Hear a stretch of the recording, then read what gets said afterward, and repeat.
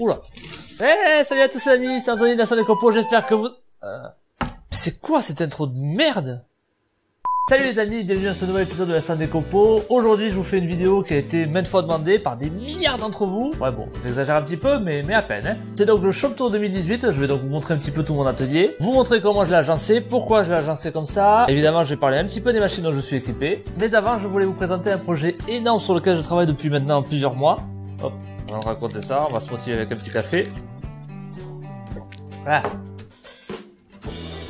Si vous avez l'habitude de traîner sur YouTube, vous êtes déjà forcément tombé sur des youtubeurs qui se plaignaient que YouTube justement ne notifiait pas forcément tous les abonnés à chaque fois qu'une nouvelle vidéo sort et parfois même en désabonne certains. C'est ce qui se passe aussi pour moi, c'est assez embêtant, hein, vous le reconnaîtrez. Du coup, en m'inspirant du youtubeur Hardisk, si vous connaissez pas, je vous mets sa chaîne ici car c'est un super youtubeur. Il fait des super vidéos qui m'inspirent beaucoup, coucou Hardisk si tu me regardes. Et ce qu'il a fait pour pallier ce problème, c'est qu'il a mis en place un système de newsletter justement pour vous notifier à chaque fois qu'il sort d'une nouvelle vidéo. J'ai trouvé l'idée pas bête du tout, je suis d'ailleurs moi-même abonné à ce newsletter. Et je me suis dit, bah c'est quoi, je vais en faire une moi aussi. J'ai donc mis en place un système de newsletter pour vous informer à chaque fois que je sortirai une vidéo le vendredi. Donc il y aura un mail par semaine, pas plus. À cette newsletter, j'y adjoindrai si jamais j'en ai l'occasion des petits codes promo et des trucs comme ça. Ce sera en pied de page, vous en faites pas, ce sera pas super intrusif. Et si vous vous abonnez à cette newsletter, je vous offre en cadeau un petit ebook, hop là, il est ici, sur lequel je travaille depuis maintenant des mois et des mois. Donc un petit ebook pour vous aider à débuter sur le travail du bois, dans lequel je réponds à des questions qui sont assez récurrentes, quel matos choisir, et je vous donne même un petit tuto à la fin pour réaliser un petit bricolage sympa. Donc voilà, n'hésitez pas à vous abonner si vous voulez être certain de recevoir les notifications pour mes vidéos.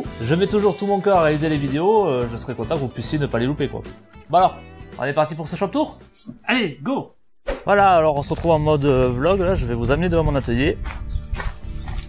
Hop là, voici donc le devant de mon atelier. Alors nous sommes au mois de mars, c'est dommage, c'est moins fleuri que d'habitude, mais d'habitude c'est très mignon. Et nous rentrons par ici. Voici donc l'atelier Décopo à sa configuration 2018 donc. Je vais essayer de vous filmer un petit peu mieux en détail chaque élément. En commençant donc par la droite, alors là nous avons le Work Center de chez Triton, donc c'est la table de défonceuse. Donc la défonceuse qui se trouve, hop là, juste en dessous. Ici j'ai un aspirateur qui s'enclenche automatiquement quand je lance ma défonceuse.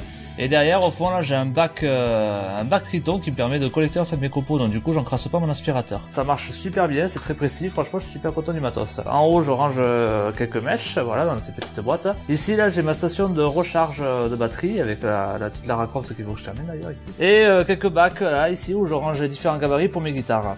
Voilà. Ici, nous avons donc le rack à serre-joint avec la petite lampe Bosch qui m'aide à y voir un petit peu plus clair sur ma perceuse à colonne. Donc voilà, avec mes dormants pierre ici, quelques Wolfcraft, du Silverline que la marque m'avait envoyé qui sont plutôt pas mal finalement, enfin ils font le taf.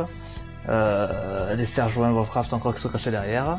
Quand on tourne un petit peu, je vous le disais, donc la perceuse à colonne ici, c'est une perceuse à colonne assez classique, hein, ça valait dans les 300 € en GSB à l'époque où je l'ai acheté.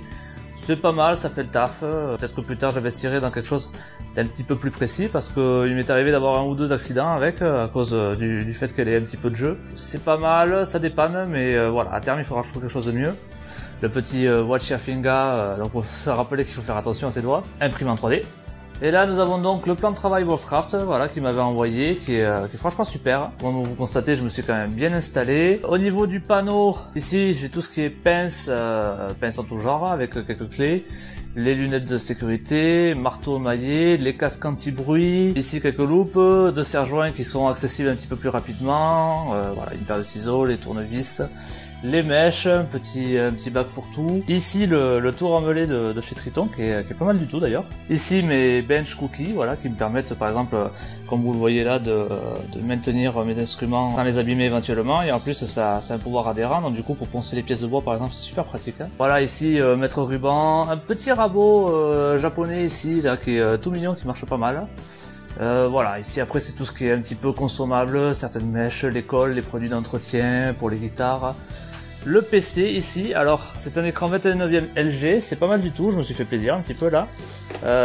Et derrière du coup j'ai un Mac mini, je l'ai rangé dans une espèce de poche imprimée en 3D aussi pour pouvoir l'accrocher au mur. Au niveau de la poussière, j'ai pas eu de soucis encore, j'y passe de temps en temps un petit coup de soufflette, j'ai rien qui s'est glissé à l'intérieur, donc pour le moment ça va. Le PC recharge la petite GoPro qui est ici.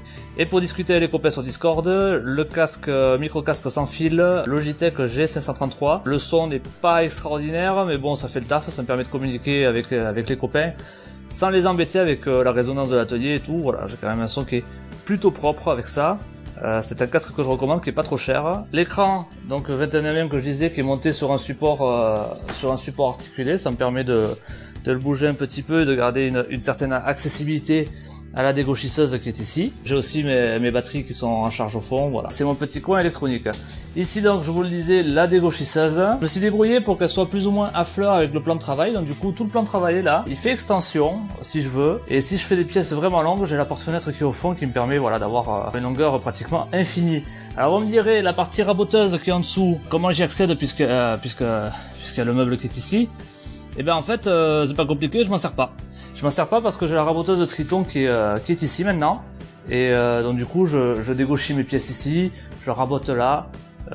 Ça m'évite donc du coup d'utiliser la raboteuse de la machine, donc du coup de devoir lever à chaque fois les plateaux, voilà, ça m'évite de m'embêter un petit peu. Ici la mortaiseuse, alors elle m'empêche pas de passer, heureusement. Ça me permet de la garder, vu le poids qu'elle pèse, de toute façon je suis bien content de pas avoir la bouger à chaque fois que j'ai besoin de l'utiliser. Ici là les meubles des copains youtubeurs ou vlogueurs, donc travaillerbois.com, LJVS, Feu mon ami Gaëtan, de l'atelier Gaëtan, repose en paix mon ami. Le petit atelier d'Ed, Renault Bauer, voilà WD-40 avec leur concours route 66. Ici quelques gabarits et manches, là vous voyez manche de basse et cette corde. Ici là j'ai tous mes petits abrasifs classés par genre, avec à côté une recharge pour ma visseuse festool. Ici quelques guitares qui pendouillent, qui attendent d'être finies. On passe ensuite sur ce pan du mur que je vais retravailler, ça va pas être définitif, ça va devenir un décor pour l'instant des copeaux. Avec ici évidemment, vous l'aurez remarqué, elle est énorme, elle trône fièrement ici. La scie à onglet Bosch, qui est juste extra, avec son système de bras articulé qui est juste hypnotisant. Je passerai des heures à le regarder faire, c'est super. Ça découpe bien forcément, c'est puissant, c'est précis, tout ce qu'on aime. Quelques petits serre-joints ici sur le côté qui trônent. Des petits moudous qui viennent de mes amis youtubeurs, voilà, Laura Kampf, Matteo d'Italie et Christiana de Get Hands Dirty. Voilà, qui m'a envoyé des petits mots, ça fait toujours plaisir, où tout est bien entre youtubeurs, on se connaît un petit peu. La base d'ailleurs qui sert ici à coller des autocollantes, et d'ailleurs je l'ai pas allumé. Voilà, je peux changer la couleur éventuellement. Ouais, on va se mettre en vert, c'est pas mal. Quelques gabarits ici, des manches de guitare encore qui sont là depuis des années, mes rubans de scie, la boîte WD-40 que j'ai faite l'autre fois. Ici une petite presse qui me permet d'enfoncer les frettes sur les manches de guitare, donc les frettes c'est les petites tiges en métal là. Au plafond là j'ai collé récemment mon drapeau australien. Alors il y en a qui m'ont demandé si j'étais australien d'origine. Non, évidemment je suis pas australien, ou vous l'entendez à mon accent sûrement. Mais voilà, je suis parti là-bas il y a quelques années maintenant et j'ai laissé une partie de mon cœur, voilà.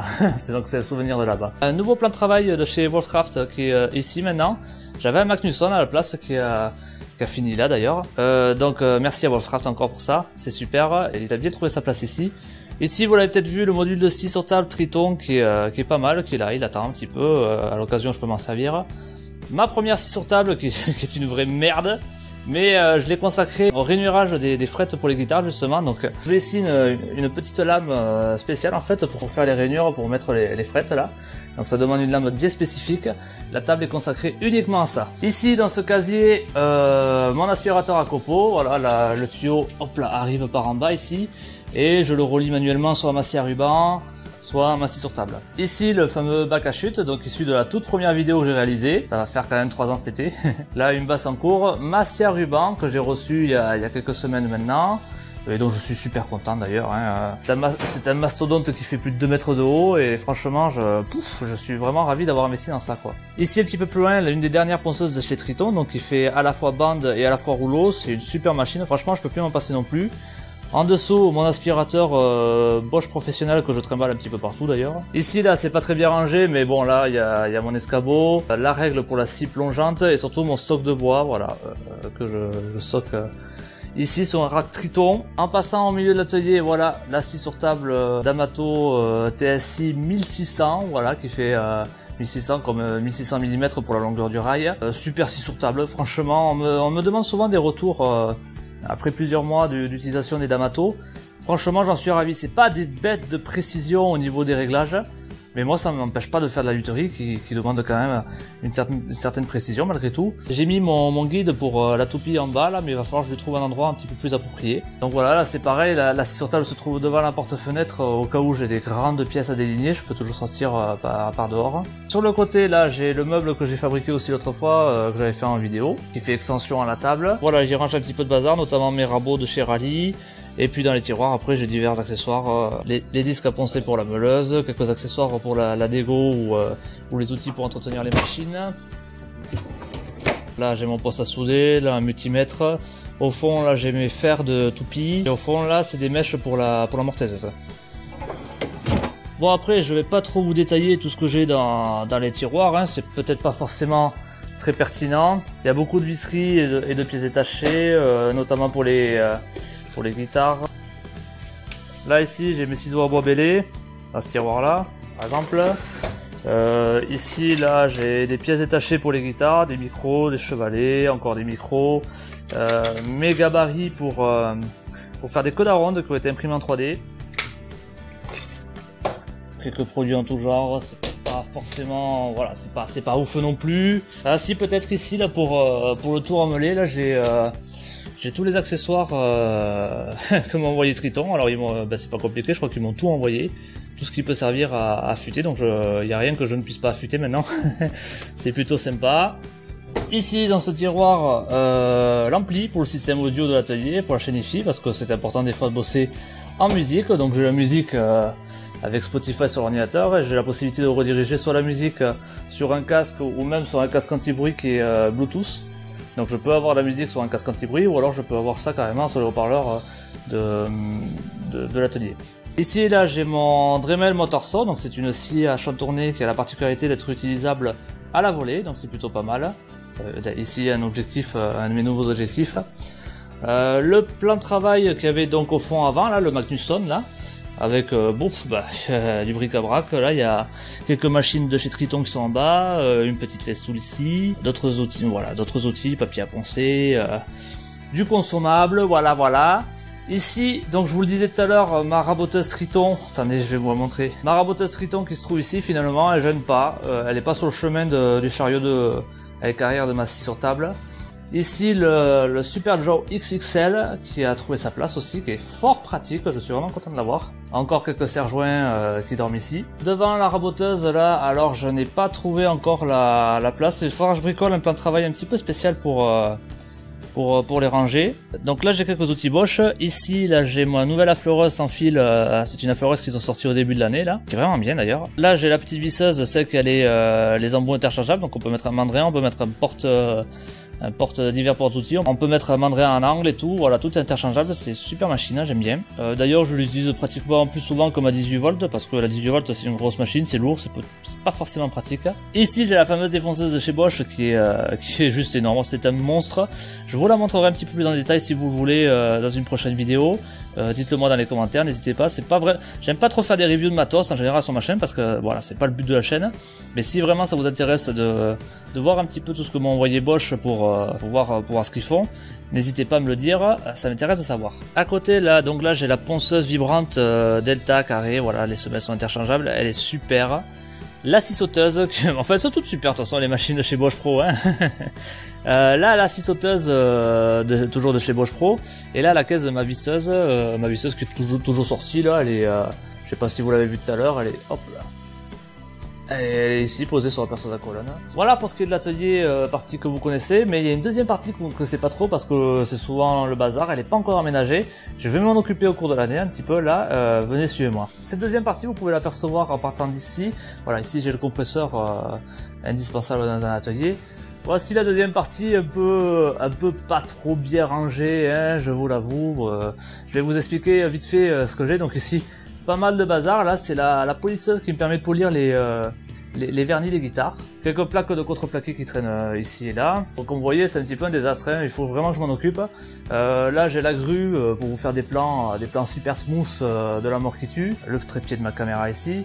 Le fameux poêle à bois qui me sert à me chauffer, merci mon petit poêle à bois que tu rends mes hivers plus faciles et moins rudes. Ici là un plan de travail que j'avais réalisé dans une vidéo il y a quelques temps. Les bacs à copeaux ici, voilà, c'est vraiment la zone. J'ai encore des serre-joints qui sont posés par terre à l'arrache et tout. Des vieilles tours de PC que je récupère. Enfin, vraiment, c'est la misère. Le truc qui pourra vous intéresser éventuellement ici, c'est la cabine à peinture qui est là. Bon voilà, il n'y a rien de foufou, vous l'avez déjà vu dans certaines vidéos, là c'est pareil, elle est un petit peu crade, il va falloir que je m'en occupe un petit peu, cette cabine à peinture. Je vous appelle vous montrer le plan de travail, oh là là, c'est une catastrophe. Il faudrait vraiment que je m'en occupe un petit peu de cette cabine, mais voilà, ça me permet quand même de pulvériser toutes mes saloperies sur mes guitares et mes projets, sans m'empoisonner dans l'atelier, voilà, c'est pas foufou, mais voilà, j'ai le luxe entre guillemets d'avoir ça. Je vous rappelle que vous pouvez donc vous inscrire maintenant à la newsletter de l'Instant Décopo, le lien est dans la description de la vidéo, je vous offre un petit ebook avec un cadeau, voilà, j'espère que ça vous fera plaisir, n'hésitez pas à me donner d'ailleurs vos retours parce que ça m'intéresse. C'était tout pour ce Shop Tour 2018, j'espère qu'il vous aura plu, si vous avez des questions n'hésitez pas à les poser aussi dans les commentaires, j'y répondrai du mieux que je peux. Je vous retrouve donc dans un prochain épisode de l'Instant Décopo, d'ici là bricolez bien, faites attention à vos doigts, salut!